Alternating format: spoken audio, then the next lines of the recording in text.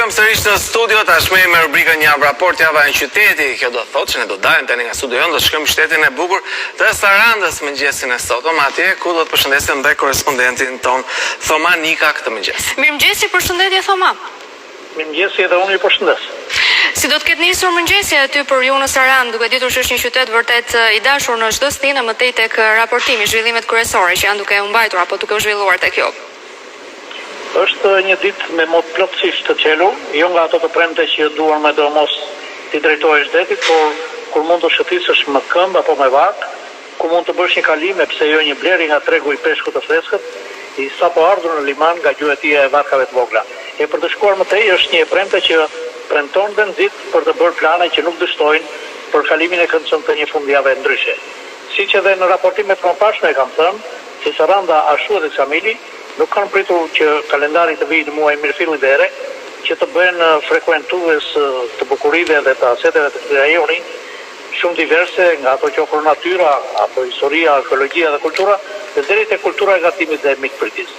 Gjuhët e huaja kanë kohë që dëgjohen në mjediset publike të Sarandës dhe të Ksamilit, mes frekuentuesve të kësaj stine ende të freskët e presidentit tënë, janë më së shumti polak, ukrainas, rus, italian.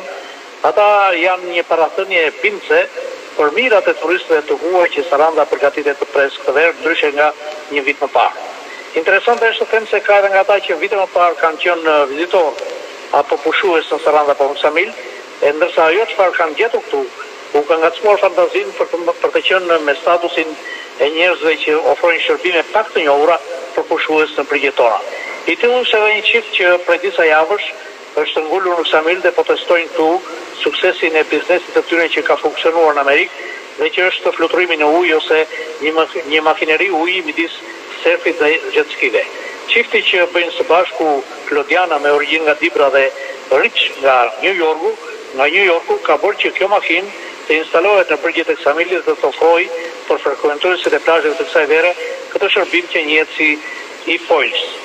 Bie në sy se gjithë bregu i detit dhe strukturat hoteliere të tjera, si në Sarandë dhe në Ksamil, pa përjashtuar shtëpitë e dyta, bën gati për sezonin.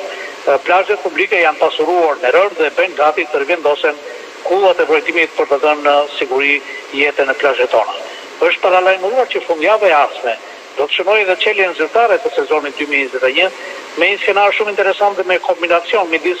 mundësive që jep toka dhe deti për një hapje konvencionale të sezonit të ri me ofertën e pasuruar, por edhe pa shkujdesje ndaj masave anti-Covid, me gjithë statusin e gjelbër që kjo zonë e ka tashmë të konfirmuar edhe nga numrat e prekjeve çdo ditë më pranë zeros, apo me numrat e rritur 3 fishorë të vaksinuarve përfshirë këtu operatorët turistik që me fundin e muajit maj bëhet një proces plotësisht i mbyllur për ta.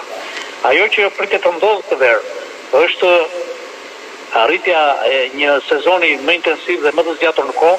me pranitë të shtuar dukshëm të turistëve të huaj përveç vendasve. Saranda si bashki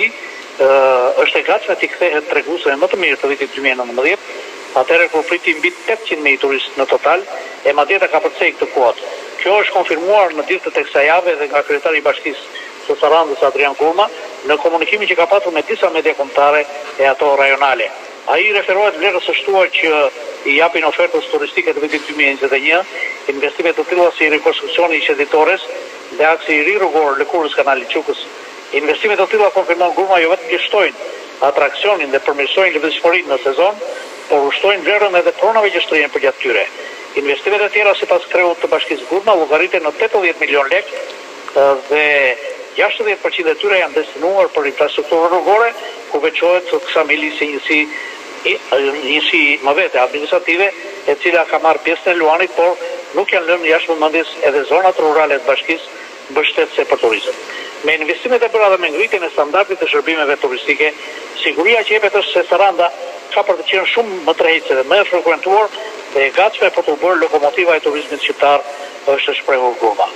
Cilësisë të sezonit dhe performimit sa më të mirë nga bizneset i kanë shërbyer edhe disa tryeza dhe organizime të kësaj jave. Risi Ubenia është takuar me përfaqësues të biznesit vendor, duke dhënë rekomandime dhe këshillime të vlefshme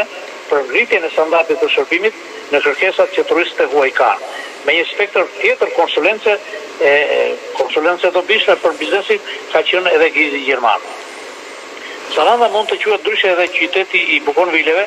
për shkak se e do mikroklima këtë lule dhe për shkak të përhapjes së gjerë të saj, të sjell nga Naim Frashi rreth 150 vite më parë. E ajo prej kohësh mban edhe sinonimin lule Saranda. Një akt shumë të vlerësuar për t'i vënë vull kësaj veçorie, bën pjesëtar të grupimit të njohur tashmë të luleve, duke mbjellë mbi 700 bukonvile 3 vjet më parë në mjedise publike, sidomos prezantuese për Sarandën. E në këtë prag sezoni, titanat e vegjël të asaj kohe, në kohën kur u mbollën dhe me dashurinë që u mbollën, shihet e janë kthyer në pemën më hijeshuese dhe më mesharëse për vizitorët dhe mbi tek kësaj stine të bukur që çdo ditë re pinë se ka ardhur. Dhe dëshiroj ta mbyll me raportin e sotëm me eventin e organizuar dje në shtëpinë më të madhe dhe më të dashur që Saranda ka, në shtëpinë e fëmijëve shkollor Vangjel Pulla. Dje ishte 20 maj e shënuar si dita e ndihmës ndaj jetimëve, dita kombëtare, e kjo e përjetuar si një ditë plot dritë e plot ngjyra në këtë institucion, që Saranda dhe sarandotët e kanë si shenjë të ndjeshmërisë, të humanizmit dhe të dashurisë së tyre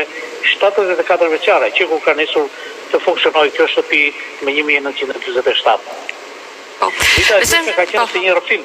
mbi ato se si organizohet jeta në këtë institucion, çfarë ofrohet nga dita nivelet e qeverisë dhe nga shoqëria, që këta fëmijë jo vetëm të rriten dhe edukohen në kushte sa më të mira, shpesh më të mira se ato të shumë familjeve sarandiote, dhe se çfarë hapësirash jepen për kultivimin e prirjeve të fëmijëve për pikturë, për vegla muzikore, për koreografi e të tjera. E një pjesë e mirë e produkteve në këto fusha e të tjera ishte rrëfimi i natyrshëm i vetë fëmijëve në ditën e djeshme. Mes tyre kishte edhe mjaft mysafir, për të veçuar kryetari i bashkisë Adrian Gurma, i cili edhe pa qenë me këtë status, ka qenë mik i kësaj shtëpie dhe i atyre fëmijëve. Saranda ka arsye më shumë për të qenë në kujdese prindërore pranë këtyre fëmijëve, pasi shënimi i 20 majit si ditë kombëtare e ndihmës ndaj jetimëve është i lidhur me tekjen tragjike të Xulianës me 1979, ish banore e kësaj shtëpie. E nisur nga kjo bashkiaku Gurma tha se kjo ditë na obligon shumë fish për të dhënë më shumë dashuri, për të qenë më të ndjeshëm,